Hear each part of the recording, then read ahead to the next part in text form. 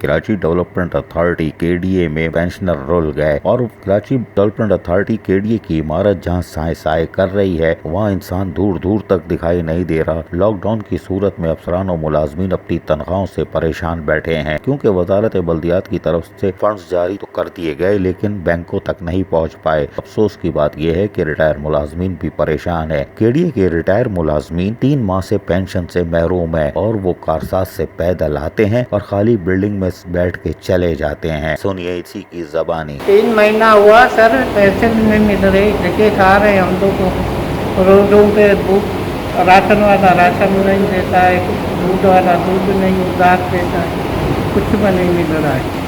3 مہینہ ہوا ہے، پینشن بھی نہیں مل رہی۔ یہ کراچی ڈیولپمنٹ اتھارٹی جس نے کراچی تعمیر کی تھی آج لاک ڈاؤن کی صورت میں سائے سائے کر رہا ہے۔ تمام ڈپارٹمنٹ بند ہے، ریکوری بند ہے، لیکن سندھ حکومت گرانٹ دینے کو تیار نہیں۔ لیکن کورونا فنڈز میں تنخواہوں سے پیسے کاٹ لیے گئے۔ کیا جب کہانی ہے۔ عزیز عارف، KBS بلدیاتی نیوز، کراچی۔